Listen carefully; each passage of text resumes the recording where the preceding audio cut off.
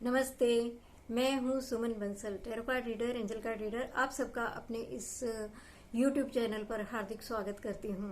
पिछले कुछ दिनों से हम कार्तिक के बारे में लगातार बात करते आ रहे हैं और उम्मीद करती हूँ कि कल बहुत से लोगों ने सत्यनारायण की कथा, पूर्णिमा व्रत रखा होगा और कथा करवाई होगी, और कुछ लोगों ने आज व्रत रखा होगा और आज कथा की होगी या करवाई होगी। तो सत्यनारायण भगवान, पूर्णिमा का व्रत, ये सब अपने आप में इतना शक्तिशाली हैं कि अगर घर घर पूर्णिमा का व्रत होने लगे, भगवान सत्यनारायण की पूजा होने लगे, तो मनोकामनाएं आपकी कोई भी अधूरी नहीं रहेंगी। अकेला ये व्रत ऐसा है कि जो आपकी सभी प्रकार की मनोकामनाओं को पूर्ण करने में सक्षम है। अगर आपके बच्चे पढ़ते नहीं हैं तो आप इस मनोकामना के साथ भगवान सत्यनारायण का प्रति माह व्रत रखिए, प्रत्येक पूर्णिमा को व्रत रखिए और देखिए कि बच्चों का माइंड कैसे चेंज होता है। बच्चे बदतमीज हैं, कहना नहीं मानते हैं, आउट ऑफ कंट्रोल हैं, हाइपर हैं। बच्चों के विषय में आपको कोई भी प्रॉब्लम है अगर, तो आप भगवान सत्यनारायण से प्रार्थना करके इस व्रत को आप रख सकते हैं और फिर आप इसके फायदे देखिए। अक्सर आप वेबसाइट पर ढूंढते रहते हैं, तरह तरह की वेबसाइट पर कांटेक्ट करते हैं, लोगों से कांटेक्ट करते हैं, आप यूट्यूब चैनल्स में देखते हैं, ढूंढते हैं उपाय कि पति पत्नी के मध्य प्रेम बढ़ाने के लिए, प्रीति बढ़ाने के लिए क्या उपाय होना चाहिए। आपको कुछ करने की जरूरत नहीं, केवल श्रद्धा और विश्वास से आप भगवान सत्यनारायण का पूजन कीजिए, व्रत कीजिए, आपकी ये मनोकामना भी पूर्ण होगी। बहुत से लोगों को ये प्रयोग करवा कर देखा गया है और ये 100% इसने काम किया है। और पूर्णिमा, शरद पूर्णिमा की जो किरणें होती हैं, केवल वही किरणें ऐसा नहीं है कि लाभप्रद होती हैं और बाकी पूर्णिमा की किरणें जो है वो लाभप्रद नहीं होती हैं। आप प्रत्येक पूर्णिमा को व्रत करिए, खीर बनाइए और उस खीर को आप चांदनी रात में रखिए और उसके बाद सुबह उसका सभी भगवान जी को भोग लगाने के बाद प्रसाद ग्रहण कीजिए। और आप देखिए कि परिवार में, केवल पति पत्नी में नहीं, पूरे परिवार में कितना प्रेम बढ़ता है। तो अकेले एक गृहस्थी के लिए सत्यनारायण का व्रत ही सब कुछ दिलाने में सक्षम है, लेकिन अभी इसका जो ट्रेंड है वो कम हो गया है। अभी हम YouTube पर गुरुओं को देखते हैं और बहुत से उपाय बताने वाले लोग हैं जो बहुत लोकप्रिय हैं और बहुत तरह के उपाय बताते हैं, रेमेडीज बताते हैं, लेकिन हमारा ध्यान नहीं जाता कि हमारी नानी दादी के समय में ये व्रत, ये कथा रेगुलर होती थी। घरों में सुख शांति थी और कमाई में बरकत थी। केवल यही उपाय हुआ करता था। हर महीने एक पंडित जी आया करते थे, पोथी पत्र लेकर आया करते थे और कथा किया करते थे और घर से कुछ सुच्चा सीधा भी उनको दान होता था। आज तो पता ही नहीं लगता कि पूर्णिमा कब आई और कब चली गई। तो देखिए, कम से कम आज और कल तो बहुत लोगों ने आवश्यक तौर पर इस व्रत को भी किया होगा और इसका पूजन भी किया होगा। भगवान सत्यनारायण के विषय में मेरा एक ही कहना है कि सत्य ही जिनको प्रिय है। जी हाँ, वे आपसे प्रसन्न ही तब होते हैं, वे आप पर कृपा ही तब करते हैं जब आप सत्य का पालन करते हैं। तो अपने जीवन में सत्य को लेकर आइए। सत्य के बिना आप किसी भी पथ पर आगे नहीं बढ़ पाएंगे। विशेषकर भक्ति के मार्ग में तो बिल्कुल भी सत्य के बिना आगे नहीं बढ़ा जा सकता है। तो सत्यनारायण भगवान कौन है? सत्य ही जिनको प्रिय है। देखिए, उनको क्रोध भी कब आया? जब वैश्य ने अपने वचन का पालन नहीं किया, बार बार टालता रहा मीन्स जो कमिटमेंट उसने की थी, जो उसको भगवान से चाहिए था, जब उसको वो मिल गया तो उसने अपनी कमिटमेंट को पूरा नहीं किया। वो झूठ पर झूठ बोलता गया कि मैं अब करूंगा, मैं तब करूंगा, और फिर भगवान ने अपना क्रोध दिखाया। तो इस कार्तिक पूर्णिमा से या फिर शरद पूर्णिमा से आप ये एक प्रण कर लीजिए कि अपने जीवन से मैं झूठ को निकाल दूंगा। लेकिन बहुत से लोग कहेंगे कि ऐसे जीवन नहीं चलता है, बिजनेस में तो बोलना ही पड़ता है। जहाँ पर जरूरत है केवल जरूरत भर का थोड़ा बहुत शब्दों के साथ हेर फेर कीजिए, लेकिन ऐसा झूठ तो कतई ना बोलिए कि जिससे किसी को हानि होती हो। अहम पसंद नहीं है भगवान को, निकाल दीजिए। विनम्रता रखिए, व्रतों का पालन कीजिए। व्रत आज भी शक्तिशाली है। बहुत से व्रत ऐसे हैं कि एक दो बार रखने में ही मनोकामना को पूर्ण करते हैं। व्रतों में आस्था कीजिए। और फल प्राप्त करना इतना आसान नहीं होता है। किसी भी चीज में, जैसे कि मैंने पहले भी बोला, प्रैक्टिस चाहिए होती है। और हम जाने कौन से डायमेंशन में जी रहे हैं।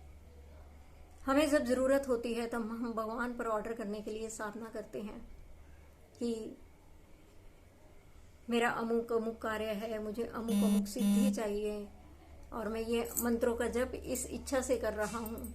लेकिन आगे पीछे भले दिनों में कुछ याद नहीं होता कि मुझे क्या करना है, आज क्या दिन है, क्या वार है, क्या तिथि है। ये भी ऐसे ही है जैसे एक अच्छा सिंगर बनने के लिए डेली रियाज करना होता है, अच्छा एथलीट बनने के लिए, अच्छा परफॉर्म करने के लिए डेली प्रैक्टिस करनी होती है। उसी तरह से मंत्रों को दोहन करने से पहले सोच लीजिए कि इसमें आपकी प्रैक्टिस कितनी है।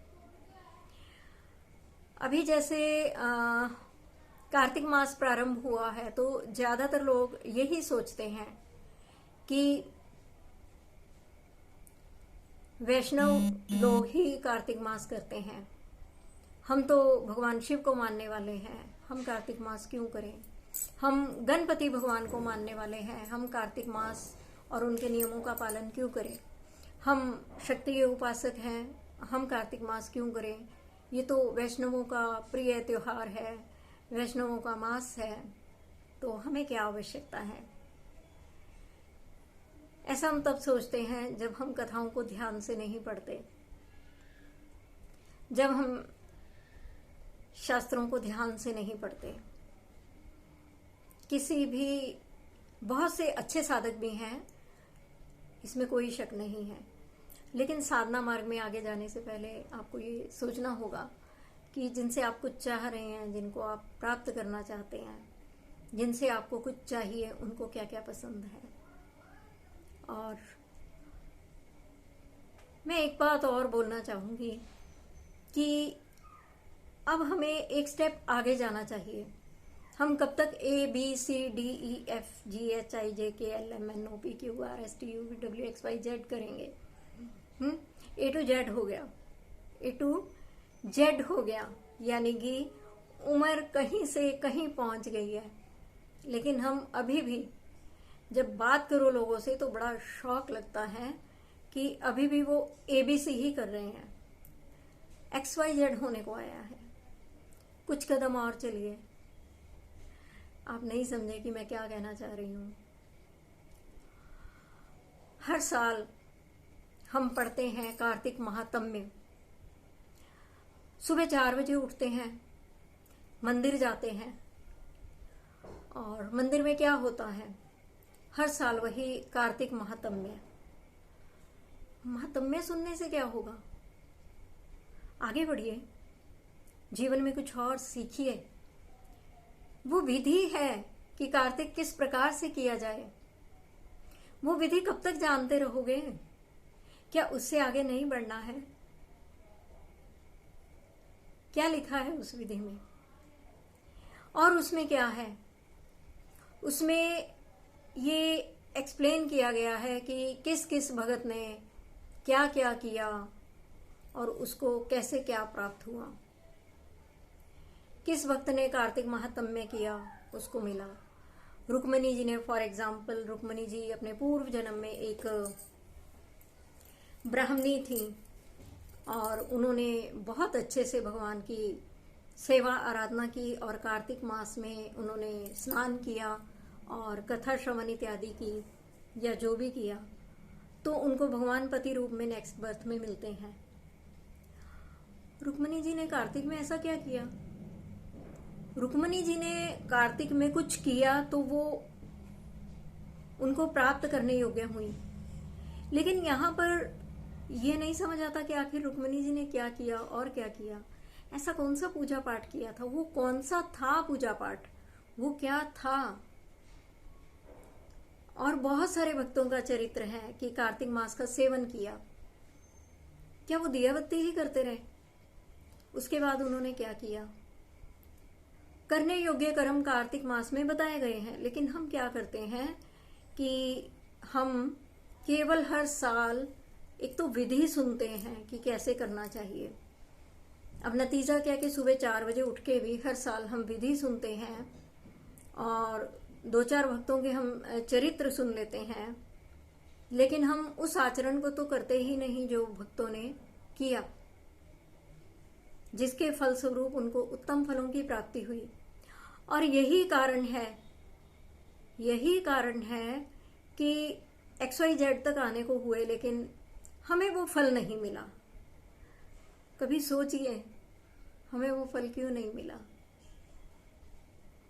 वीडियो हालांकि बहुत लंबी हो सकती है, बहुत कुछ कहने का मन है, बीच बीच में मैं आपको दिखाती भी रहूंगी, बताती भी रहूंगी।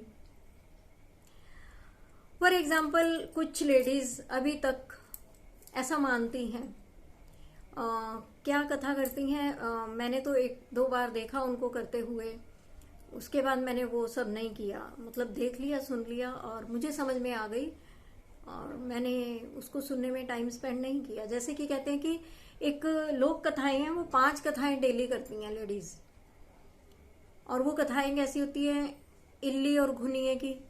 कि भी एक इल्ली थी और वो नहाने जाती थी, कार्तिक स्नान करती थी, और इल्ली अपने साथ वो जो घुनिया या इल्ला जो कुछ भी था वो उसको बोलती थी कि तुम भी चलो। वो कहता था कि मैं नहीं जाऊंगा, तो वो इल्ली मर के रानी हो गई।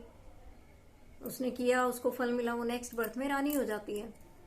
और जो उसके साथ का जो साथी था वो वही रहता है, वैसा का वैसा ही रहता है।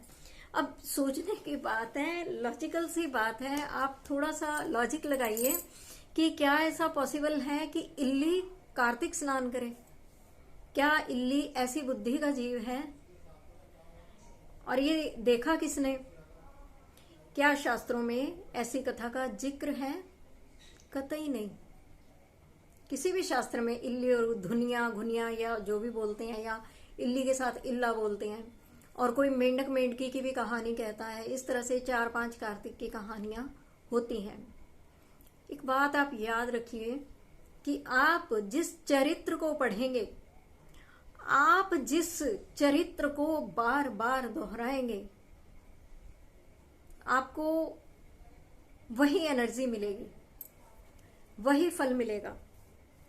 अगर हम महापुरुषों के चरित्र पढ़ेंगे तो उनके नाम आज तक अजर अमर हैं।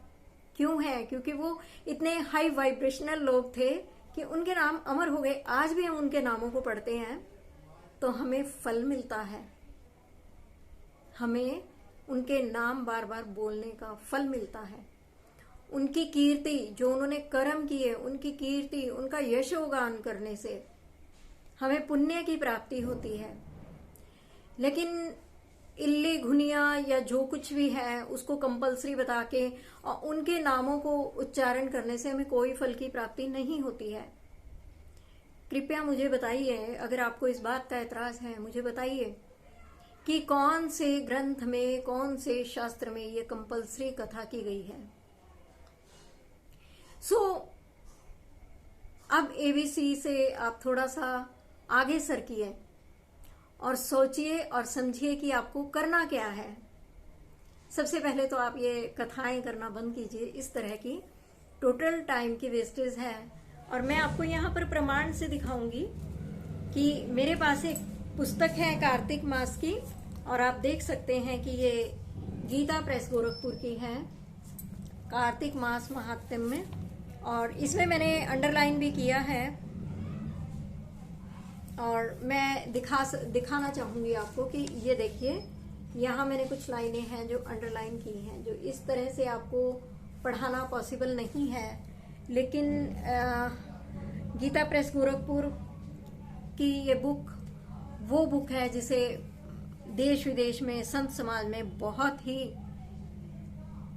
आदर मान प्राप्त है। और यहाँ से जो पब्लिश होती हैं बुक्स, मैं प्रमोट नहीं कर रही हूँ, लेकिन सभी साधु संत जन इसका भरोसा बिल्कुल 100% करते हैं। प्रमाणिक पुस्तक है और प्रमाणिक ग्रंथों में से उदाहरण लेकर यहाँ से पब्लिश होता है, सभी इसको फॉलो करते हैं। स्वयं इस कथा में लिखा है, लोग कथा सुनते भी हैं, लोग कथा पढ़ते भी हैं, लेकिन उनका ध्यान नहीं जाता। यहाँ पर स्पष्ट लिखा है इस पैराग्राफ में कि सूर्य भक्त, गणेश भक्त, शक्ति उपासक, शिवोपासक और वैष्णव सभी को सब पापों का निवारण करने के लिए कार्तिक स्नान करना चाहिए। अब जब हम अन्य देवी देवताओं को मानने लगते हैं तो हम कार्तिक की उपेक्षा कर देते हैं। किसी भी सूरत में कार्तिक मास त्याज्य नहीं है। अगर गीता प्रेस गोरखपुर की बुक में लिखा है मीन्स 100% ट्रू है। फिर यहाँ पर विधान भी दिया कि सूर्य की प्रीति के लिए जब तक सूर्य नारायण तुला राशि पर स्थित हो तब तक व्रत करना चाहिए। तो जो सूर्य उपासक हैं उनको कब करना है ये बता दिया गया है। फिर है कि अश्विन की पूर्णिमा से, यानी जो नवरात्रे आते हैं नवमी के बाद से जो पूर्णिमा आती है, अश्विन की पूर्णिमा से कार्तिक की पूर्णिमा तक भगवान शंकर की प्रसन्नता के लिए स्नान करना चाहिए। तो हम जो आश्विन मास की पूर्णिमा, यानी ये जो आज और कल की पूर्णिमा 2 दिन की थी, उसमें जब हम उस पूर्णिमा से लेके कार्तिक की पूर्णिमा तक स्नान करते हैं, उससे क्या है, भगवान शिव की हमें प्रसन्नता मिलती है। देवी पक्ष अर्थात शुक्ल पक्ष की, आश्विन शुक्ल पक्ष की प्रतिपदा से लेकर कार्तिक कृष्ण चतुर्दशी की महारात्रि आने तक भगवती दुर्गा की प्रसन्नता के लिए स्नान करना चाहिए। तो अगर हम शक्ति के उपासक हैं, माँ भगवती को प्रसन्न करना चाहते हैं, लेकिन हम क्या है, शायद बहुत सारे लोग होंगे जो इस व्रत को करते होंगे और बहुत सारे लोग ऐसे भी होंगे जो इस व्रत को वैष्णवों का समझकर त्याग भी करते होंगे। लेकिन अगर आप शक्ति के उपासक हैं तो आपके लिए यह व्रत बहुत आवश्यक है। तो आश्विन की देवी पक्ष अर्थात आश्विन शुक्ल पक्ष की प्रतिपदा से लेकर कार्तिक कृष्ण चौदश की महारात्रि के आने तक भगवती दुर्गा की प्रसन्नता के लिए आपको स्नान करना चाहिए। और अगर आपने गणेश जी को प्रसन्न करना है, जो गणपत्य हैं, उन्हें आश्विन कृष्ण चौदश से लेकर कार्तिक कृष्ण चौदश तक, कृष्ण चौदश यानी दिवाली से एक दिन पहले तक नियम पूर्वक स्नान करना चाहिए।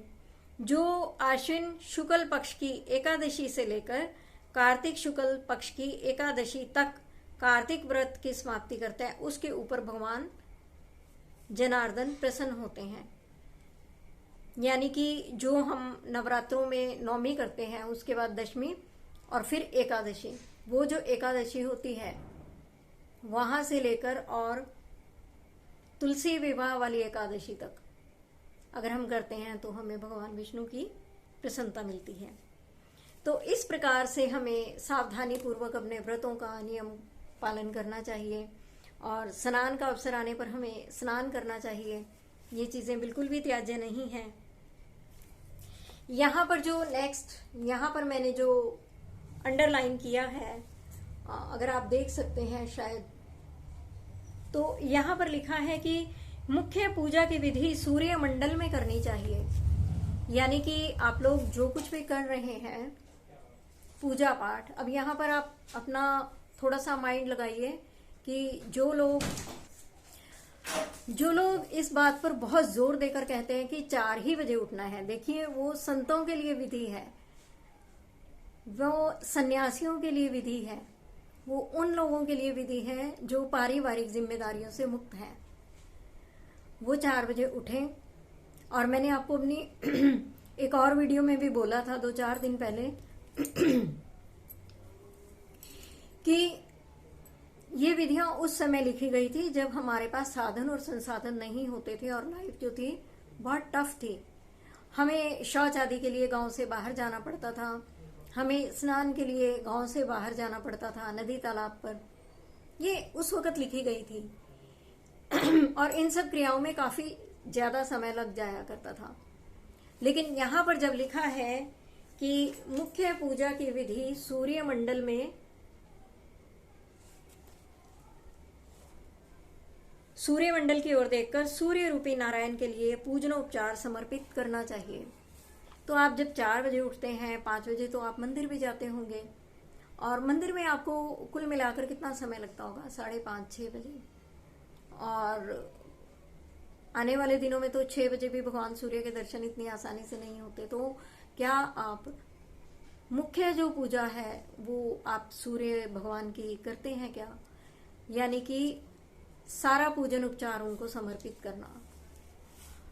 तो वो जो अर्ली मॉर्निंग 4 बजे उठना, अपने शरीर को भी कष्ट देना, घर वालों को भी परेशान करना, और कभी कभी अपनी हेल्थ पर भी बात आ जाती है क्योंकि नींद पूरी नहीं है तो अपनी भी हेल्थ खराब होने लगती है। लेकिन एक मन में धारणा बना लेना और उससे टस से मस नहीं होना कहाँ तक उचित है। और फिर बहुत से लोग ग्रुप में ऐसे भी होते हैं कि जिनके लिए बहुत मुश्किल होता है, वो किसी तरह से निभा रहे होते हैं, तो हमें सबको साथ लेकर चलना चाहिए। और यहाँ पर कथा में, स्वयं कथा में ही लिखा है कि अरुणोदय काल में मंदिर जाएं, अरुणोदय काल में ये करें। अरुणोदय यानी अरुण उदय हो रहे हो, यानी जब भगवान सूर्य उदय हो रहे हो। पूजन का जो विधान है वो अरुणोदय काल है। तो हम क्यों 3:30 बजे 4 बजे उठते हैं और वो सब भागे भागे मंदिर जाओ, और ना खुद चैन से कथा सुनो, नींद के झोंके आ रहे हैं और कथा चल रही है, ना खुद चैन से सो, ना चैन से कथा सुनो, और ना ही किसी और को सुनने दो। बहुत से लोग हैं जो इतनी जल्दी नहीं उठ सकते हैं। तो अभी बताइए कि ये अभी हम ABC पर ही घूम रहे हैं, क्यों घूम रहे हैं? तो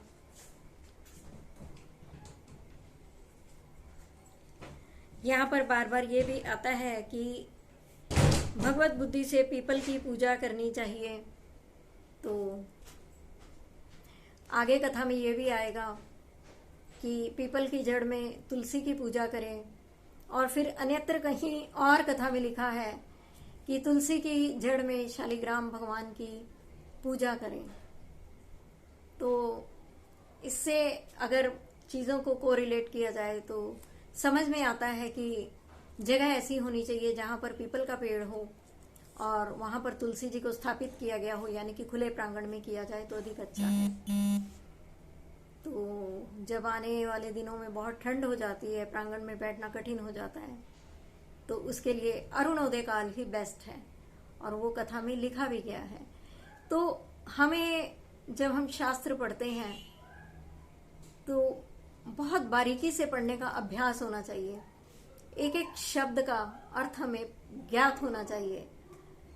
और कुछ पढ़ो या सुनो तो इस तरीके से पढ़ो और सुनो कि जैसे हम सुई के नक्के में से धागा निकालते हैं, उस तरीके से दिमाग से निकले, एकदम फ्रेश, एकदम हमेशा याद रहने वाला, सटीक, जो मन में और बुद्धि में उतर जाए। अदरवाइज सारी उम्र ABCD करते रहिए, XYZ आ जाएगा और पलट के देखेंगे कि कुछ हुआ तो है नहीं इन सब से। तो चिंतन कीजिए, मनन कीजिए, और उन लोगों को भी साथ लेकर चलिए, उन लोगों को भी आप सपोर्ट कीजिए जो करना तो चाहते हैं लेकिन इन्हीं वजहों से कर नहीं पाते हैं। तो खुद भी आनंद से और मस्ती से कार्तिक कीजिए और दूसरों को भी प्रेरित कीजिए, उनको सहयोग दीजिए। आज तो बस इतना ही। कल फिर देखती हूँ कि क्या टॉपिक माइंड में आता है। तब तक के लिए नमस्कार।